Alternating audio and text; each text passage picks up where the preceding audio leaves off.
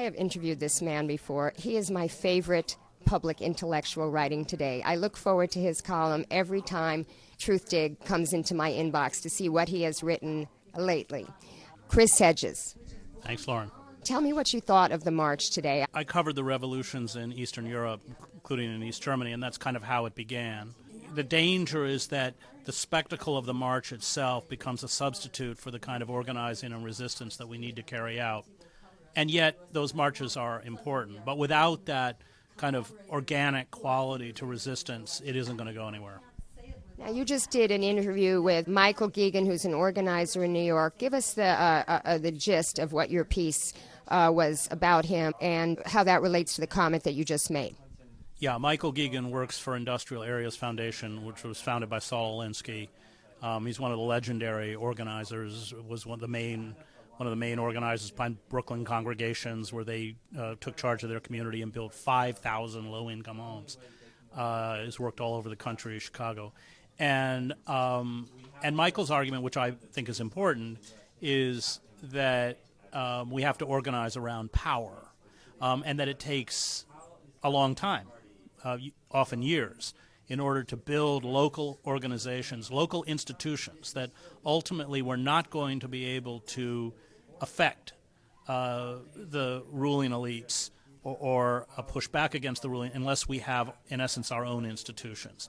And that will only be built through relationships, not over the internet or not hanging out with people like us, by building relationships with people who are different from us and may not at all believe. We have to learn how to listen. We have to combine that quality of organization with relationships, with action.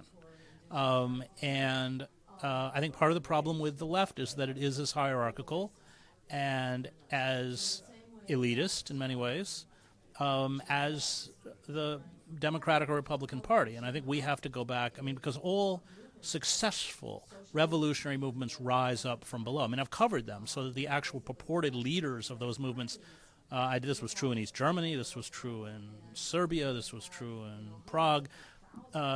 There is a kind of mysterious or almost mystical force which takes place, and the leaders are almost running to catch up. I hope people didn't come to Washington and think they've done their bit.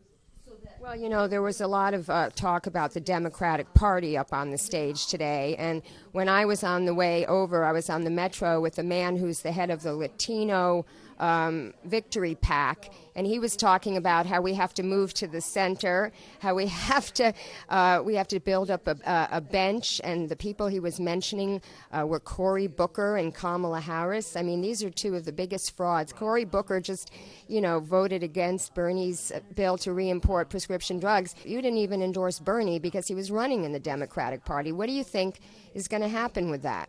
Well, I think the Democratic Party feels that it doesn't have to change. It can continue to be an appendage of the corporate state.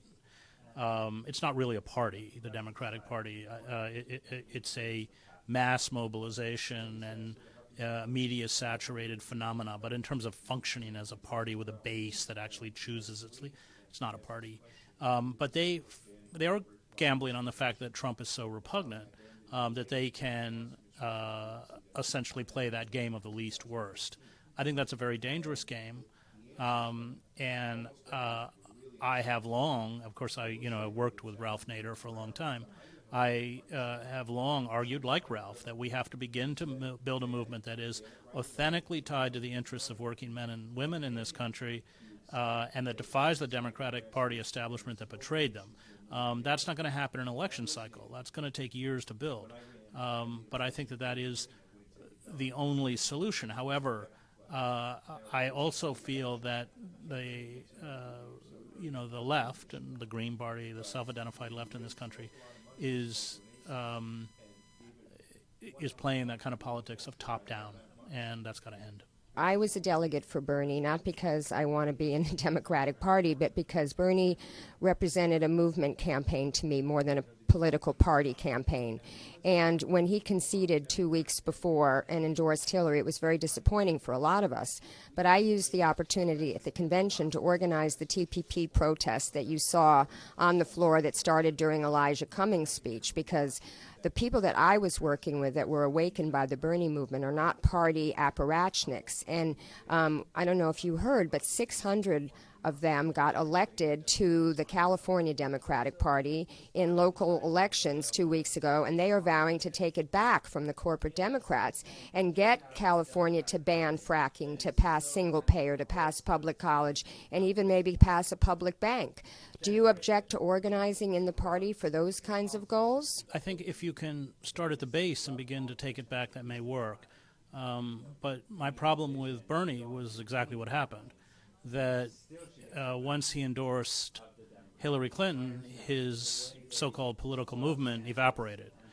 Yes, his campaign raised political consciousness, which is good, but that's not the same as building a movement. And we do have to build a movement. But it may take us 10 years to build it in the way that it took Syriza in Greece 10 years, when they were polling at about 4%, 10 years later when they won the elections. We've got to step out and do that. We've got to think in the long term. And we've got to step out and begin to accept the fact that for a certain period of time we're going to be in the political wilderness. I don't think the Democratic Party is reformable. I would not invest tremendous amounts of energy in it, which is why I've been allied with third-party movements now for 16 years. 17 years. So it is a question of whether the party is reformable. I could be wrong, and I guess California will be an interesting example, but let's not forget that the people who actually have the real power are Lloyd Blankfein and these billionaires who write the checks.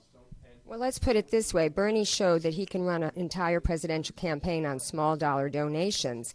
And we had a conference call the other day, and we talked about the inside-outside game, how people were getting to be delegates. We were going to even talk about having a citizens' ALEC. Why should it just be the top 100 corporations that write these bills and give it to conservative legislators? Why don't activists write bills and give it to progressive legislators? We were talking about taking over state assembly and state senate positions in California in 2 years. With those people working on the inside and activists like me working on the outside, I think we have a chance to make change in a venue that is easier to affect than the federal government. That's all I'm saying. Yeah, I would say that in the end, any hope for resistance will, again, be organic. It will come from the ground up, and it will begin locally rather than nationally. And even Martin Luther King, he had a movement, the civil rights movement, but they needed legislators like, JFK, or people to propose the voting rights bill, and people like presidents like JFK to sign it. So you do need to have a legislative component to your organizing, don't you think? Yeah, but let's not forget that our last liberal president was Richard Nixon. Yeah. And that's, OSHA, Mine and Safety Act, and all that was Nixon. He even proposed, it didn't pass, but he proposed single payer. And that's because he was frightened of movements, including the civil rights movement, the anti-war movement. And so movements are key. Even if you elect people into office who are sympathetic, without those movements you go nowhere. The important thing is to create movements to make those in power afraid of us. Politics is a game of fear. And if we're powerful enough, as we saw in the 1960s, even amoral figures like Richard Nixon will be forced to respond. Yeah, but do you think this man, Donald Trump, I think he is such a pathological narcissist that I don't think he's even going to understand the significance of having 500,000 people or 1 million people. This could be the largest rally in American history. It's a march, it's not a movement. We have to build movements. Right. Nixon was frightened of labor unions. He was frightened of the anti-war movement. He was frightened of the civil rights movement. It took King years to build the centrifugal force that he achieved. And, he started in the 1950s in Montgomery. They don't care about marches, frankly.